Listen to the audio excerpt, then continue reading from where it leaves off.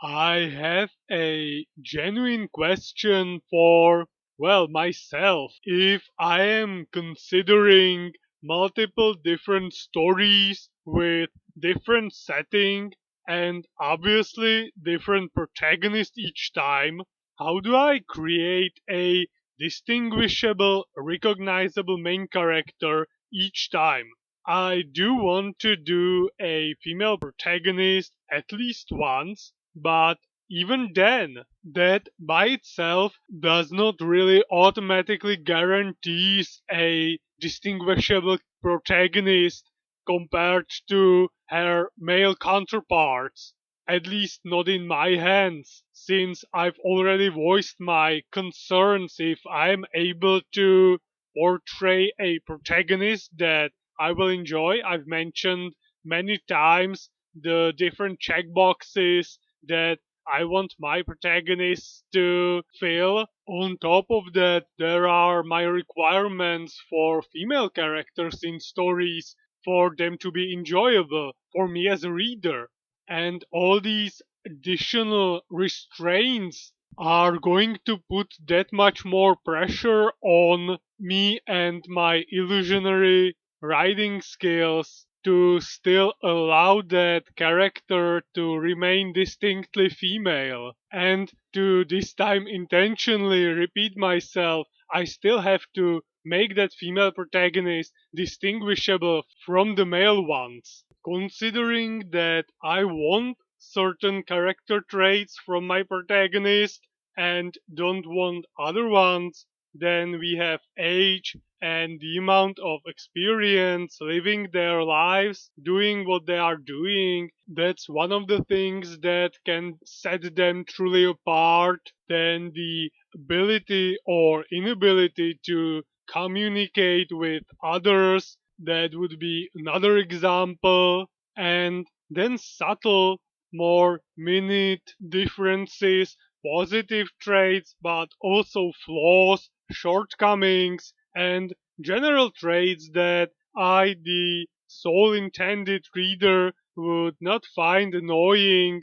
But now, when I'm actually thinking about the issue, I am pretty sure that the protagonist will have some things in common that I'm currently unwilling to compromise on, and that begs the question, will I be able to continue writing stories and enjoy reading them if I'm unable to create an interesting and unique protagonist each time? Or will I just end up with the same, for me, ideal protagonist with superficial differences that will in reality be just a disguised self-insert each time in a different universe? I am truly worried, but on the other hand, slightly hopeful that I will be able to just ever so slightly disconnect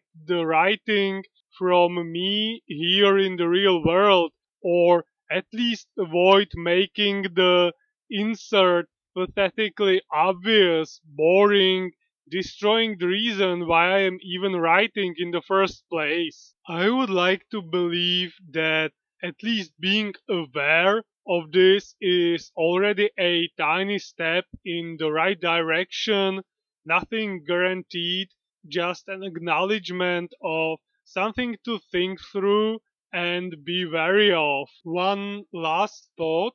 As I have said previously, the idea is to create a unique protagonist that I will feel comfortable around as the reader, and then read about what that exact protagonist would do, how that exact character would react to and interact with everything around him that either person in the real world, the reader, would enjoy reading about and thus living it through that character, not what I, the writer, would do in that situation, being transported, read self inserted there, because then I would 100% end up with the same protagonist each and every time, simply in a different scenario?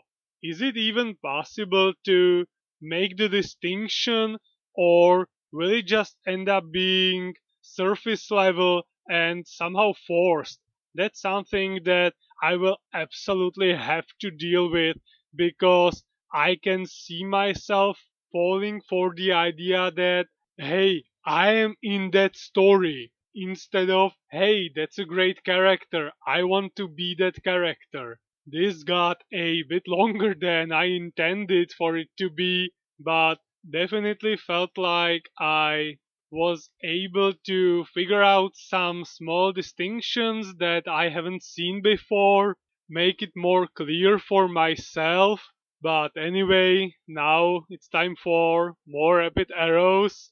Last time they saved the boy from a bad workplace, and the story of that boy is going to continue. And it's time to fulfill the promise that Mirek made to him. And we see the boys with Mirek's father heading towards the orphanage, where Tonda will be able to finish the compulsory education and then pick up a trade of his choosing. Mirek's father warns the young boy that the education and the subsequent learning will not be easy, and that the discipline in the orphanage is strict, but he will receive a chance that he would not be able to get otherwise, the way that he's been living his life until now. The club members cheer on him as he's entering. Yindra pities the boy, admitting that even if such opportunities exist, it's still much more comfortable with real parents. Then Tonda and Mirek's father meet with the director of the institute, who takes over the young boy and gives him a tour through the workshops, showing him the different crafts he'll be able to pick once his education is complete. For example, carpentry or joinery, a room full of wood and various tools like saws, hand planes, and others, with boys currently in learning under the supervision of an adult carpenter. Same with another room where they are learning locksmithing and bookbinding and a few others. With that finished, he is then introduced to his hall and to the rest of the boys of the number 16, who he will be living with in the future. He receives a hearty welcome from the boys with singing and some well meant teasing, and then he finally seems to have found a place where he truly belongs. He tells that to the Rapid Arrows and promises to keep them informed using letters. In the next one, we see the boys of the hall number 16 having a meeting. They want to create a club like the one the Rapid Arrows have and officially join the network of clubs of the Young Herald. The notion is agreed upon by everyone in the room, but it also gets overheard by someone else, someone with less than savory intentions. He immediately runs to the director and, twisting the intentions of the boys of the Hall 16, he tattles on them, telling the men that they are trying to create some sort of a society which is apparently forbidden. The leader of the hall is called to the sheriff, as they call him, and stripped of his position,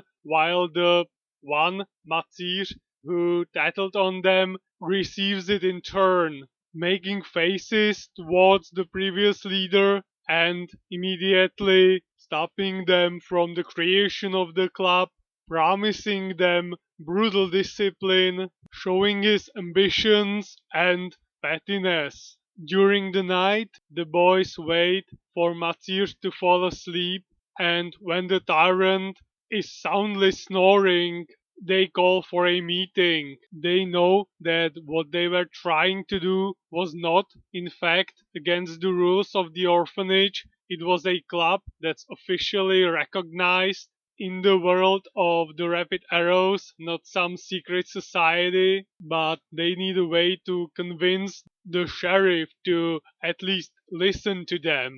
The one with an idea is Tonda. He did promise that he'll write to the Rapid Arrows, and in that letter, he's going to ask them for help.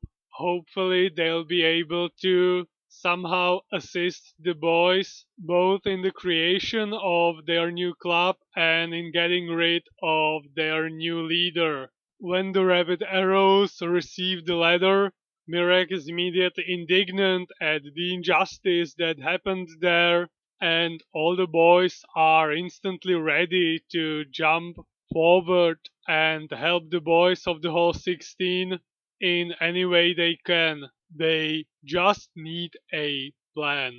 Well, that's for today. I did a very long intro, but one I'm happy I did, and I'm going to continue talk about what I would like to achieve writing my protagonists, what I expect from them, and then more adventures of the Rapid Arrows Club.